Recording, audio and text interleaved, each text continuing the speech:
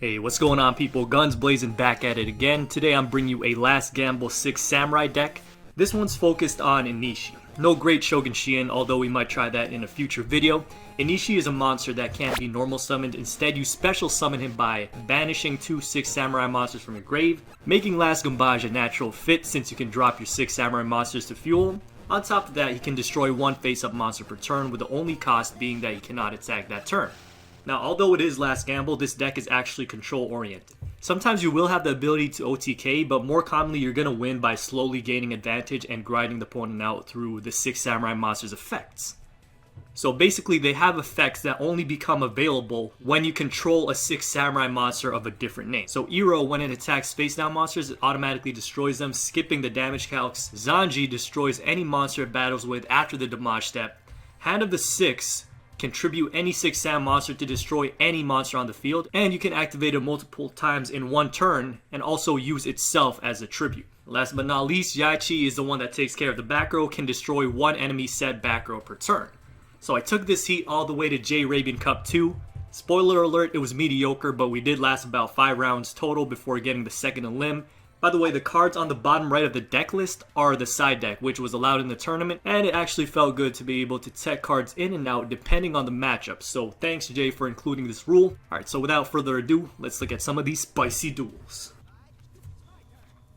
Alright, so this matchup was probably my most interesting matchup of the entire tourney. It's Hazy. It's a new Hazy versus 6 Samurais, and immediately I'm already making a mistake because most of his monsters are Hazy monsters, meaning they can't be targeted, meaning that enemy controller is going to be useless this game.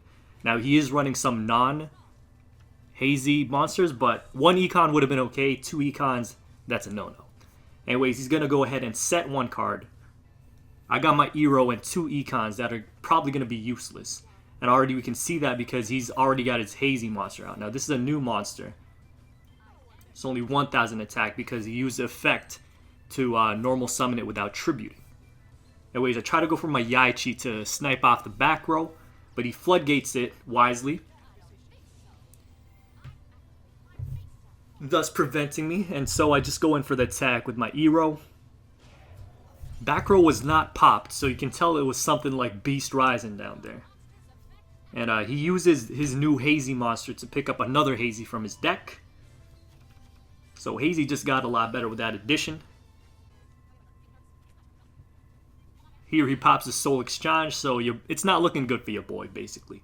And he sacrifices my Iro in order to summon a new Hazy monster. It's a Hazy Flame Katy Periton, and basically this allows him to send another Hazy monster from either the field or his hand, I think. And he gets to summon 2 Hazy monsters, and they can be from his deck. So he gets 2 Hazy Flame Sphinxes out. That's insane. And then he gets to pop Hazy Flame Sphinx again, and combined with Aroma Strategy, he knows exactly what the top card of his deck is. Therefore, he gets to special summon a monster onto the field. So he's got a full board. 2 back row. It's not really looking good for me right now. My only hope is to Last Gambage, but even then, his board's already established, so there's no telling how much this Last Gambage will actually do for me. Anyways, I go ahead and roll it. Roll that dice. Roll that 6. But as I said, the board's already established, and there's pretty much nothing I can do from this. Even if I did pick up my Enishi, it cannot target any of his monsters, plus he has Floodgate, and he has Beast Rising. As you can see, he pops Beast Rising here onto when I use my Mirror Wall. And that allows him to get over my Zanji even after the Mirror Wall halves it. And so it's pretty much hopeless at this point. I cannot get 2 monsters out without them being completely obliterated unless I pick up Impenetrable Attack next turn. But to be honest, at this point, there's pretty much no hope because he has his Beast Rising out, a board full of Hazies, and it's just snowballed out of control in his favor. So once I'm out of all my options, I just put my hand on the deck, hit that concede, and call it a game. Alright, so every match is a best 2 out of 3, so fortunately I can come back in the game, and I can tech in some side deck cards to replace my useless enemy controllers because, as I said, this tournament does have a 5-card side deck. And so instead of the 3 enemy controllers that you see on the deck list, there is a Floodgate now, there is Windstorm, and there's Curse of Anubis, which all have some use against his deck.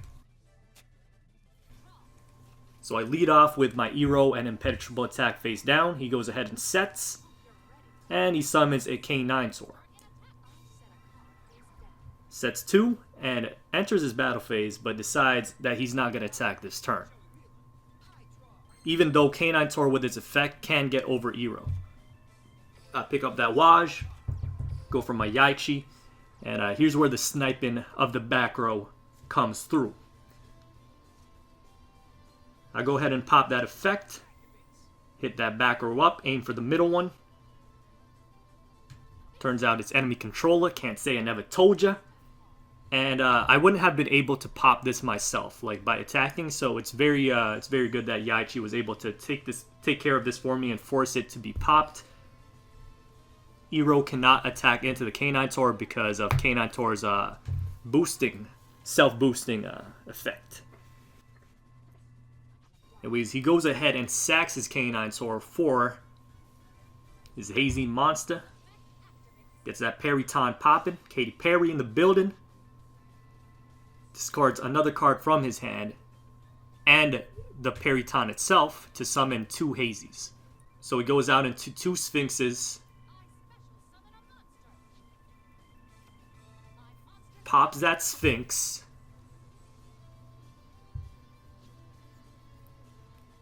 Uses his perfume strategy to know exactly what the top card of his deck is so that he can summon another monster from his hand. And that is the Hazy Flame Cerberus. Goes for the attack here on my Yaichi. I decide I'm going to protect this bad boy. This impenetrable attack will allow him to be protected from all the attacks this turn. Pocky.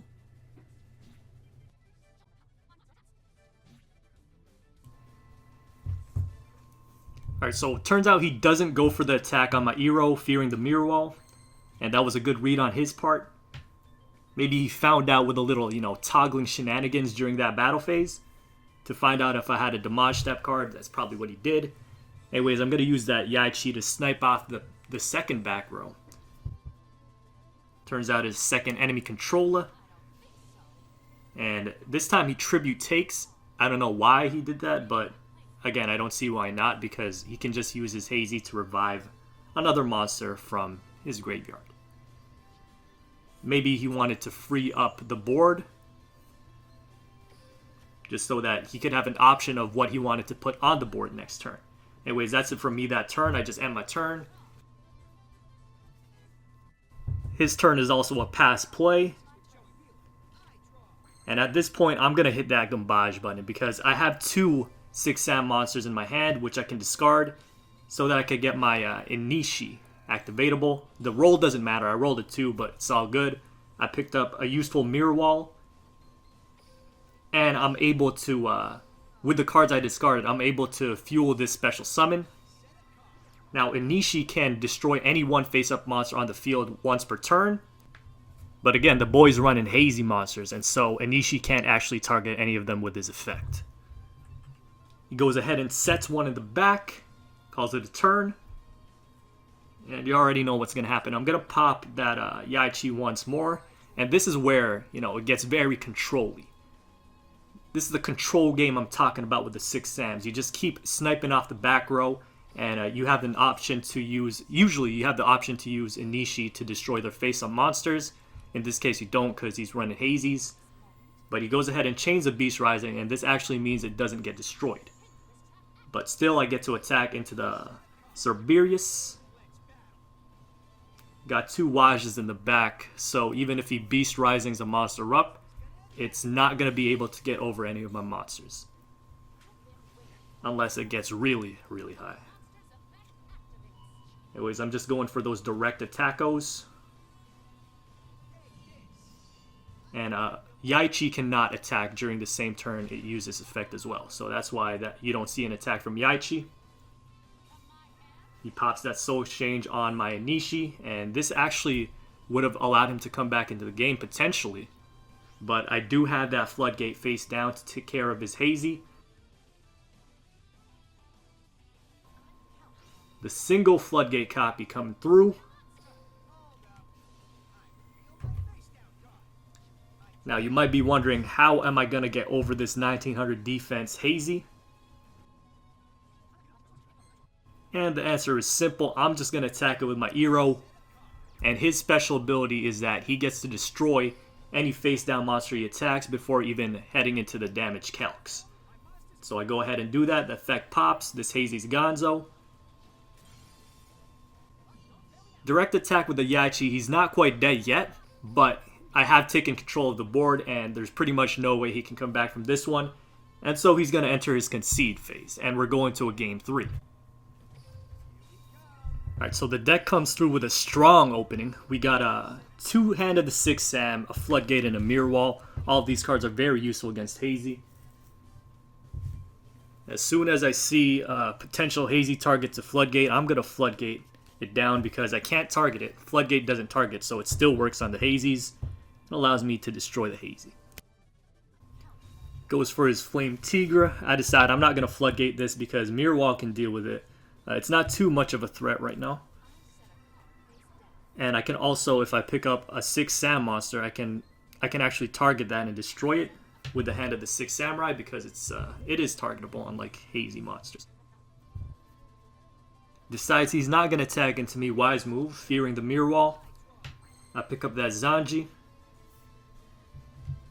And at this point I can pop the Hand of the 6 Samurai to destroy his Flame Tiger. Except for the fact that he floodgates me, and so that's not possible anymore. Has to be face up in order for Hand of the 6 Samurai to pop. So I go ahead and end my turn. Alright, so next up he gets his K9 Tor out. I decide, again, I'm not going to floodgate it. I'm only going to save my floodgate for the Hazy threats. And he's going to enter his Batage phase.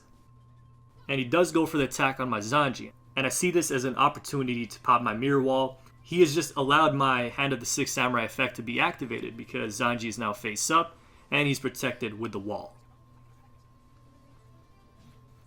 Alright, so the boy's protected. I pick up that Yaichi. Perfect pickup for your boy, actually. I'm going to pay for that wall because why not? Allows me to have my monster protected for an extra turn. And I'm going to go ahead and try to snipe off the back row. Turns out it was Beast Rising, meaning that he had the option to pile it onto his Tiger and get over my Zanji, but he didn't do it. Now I'm going to utilize this Hand of the 6 Samurai to sacrifice the Zanji that can no longer switch into attack mode because of Floodgate and use it to destroy his K9 Taurus. And the reason I aim for the K9 Taurus is because I can attack into Flame Tiger anyways.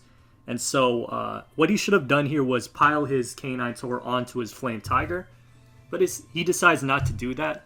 Anyways, if he did that, all I had to do was use Hand of the 6 Samurai to sacrifice my Yaichi to destroy the Flame Tiger. And I would have been still okay because you can pop Hand of the 6 more than once in one turn. And so I'm just going to attack into the Flame Tigra. And my turn right there. So he decides that instead of drawing a card this turn, he's going to pop his Flame Tiger. Get it special summoned. And so this actually allows him to keep his normal summon. And that's what he tries to do here. He tries to summon his Hazy. And at this point I have to Floodgate. Because if I don't, it cannot target this Hazy monster with Hand of the 6 Samurai, and he can get it boosted with Beast Rising. And so, I do pop the Floodgate on him, and it's fine if he uses Beast Rising to pile the attack onto his Flame Tiger because it can be targeted by the Hand of the 6 Samurai. And now here's where the beauty of the deck comes in. I pick up that Enishi, and thanks to the Hand of the 6, I can fuel this special summon by tributing my Yaichi. So I use the Hand of the 6, pop that boy off the field, destroy his face down Hazy. And that allows me to special summon Enishi because I do have 2 6 Sam monsters in the grave now. So I go ahead and get him out, and I still have my normal summon for the turn, and so I can swarm the board and go for the finishing blow right here. So I barely squeeze out the victory 2-1 against Hazy Flame. Alright, so next round I was up against ninjas, and the first game came down to basically just me popping mirror wall, and he attacks into it, nothing he can do after that, so he surrenders. I am kind of running out of time to edit this video, so I'm going to cut to the important parts of some of these duels now. So yes, the Samurai versus Ninja matchup. The second game came down to this scenario where he's attacking into me with his Black Dragon, and he pops the effect of Black Dragon Ninja onto my Iro so that he doesn't run into a mirror wall like he did the last round. And so I had an econ face down, and here's my misplay. I chose to pop the econ and use the econ take effect. The reason this was a misplay is because I should have let him just banish the Iro. And so basically, a Black Dragon Ninja that has banished a monster is pretty much tethered to that monster. If he uses Transformation on it, or if he uses the effect to banish itself, then that monster that he banished from my side of the field has to return. He gets to choose what position it returns. He does have ninjutsu art of duplication, so he can go for the double attack here. So I did have to pop econ, but I should have popped econ just to switch the Black Dragon into defense mode. And that would have allowed me to survive because the other trap he just set this turn. Now, as you can see here, I picked up the mirror wall, meaning that if I didn't econ take tribute my Iro off the field, then he could have returned onto the field and mirror wall could have protected me until the Gambage. Because if he transforms out or duplicates out his Black Dragon or banishes it with its own effect, Iro can return, and he might have misplayed and played in attack mode, which means that my mirror wall can protect it. And if he transforms out into a Red Dragon, it's okay too, because I can chain mirror wall to the trap card, and Red Dragon will not be able to return it to. Anyways, that misplay of mine definitely did destroy my chances of winning this game, because he can just attack over this Yaichi. It's not enough. It doesn't have enough attack points to stand up against a Black Dragon through the mirror wall. And then he just has that Transformation, so he can go for the second attack in the battle phase, and we're going to a game 3.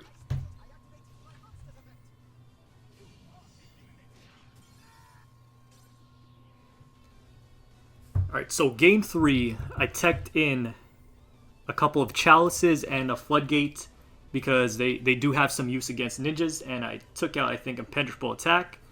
And it comes down to this situation once again, where he attacks into me and then banishes my Iro. Now, I have 4,000 life points, so I actually don't have to pop either of these. I can just let the monster get banished. And as I said before, now my Iro is tied to his Black Dragon Ninja, and so if he decides to transform it out, then my Iro returns to the field. So I gladly take that hit. Still got 12 left. I pick up that Yaichi, which I promptly summon. And I go right away for the econ take in the main phase. The purpose of this move is twofold. First of all, he has to pop his trap right here, or else I have lethal. And so that's going to return my Iro, but not only that, he can only transform into a Black Dragon Ninja. He's forced to pop the trap, and he must choose Black Dragon Ninja. He can't go for red and take out my face down because the effect will miss timing. And so with this move, I can pretty much guarantee that I survive until the gamble turn, where hopefully I can pick up something to put the nail in the coffin. So Black Dragon Ninja pops here, and he returns my Iro to the field in defense position.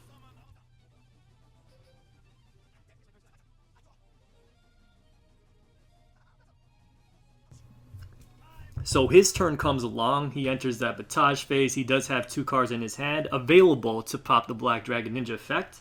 And he does that right here.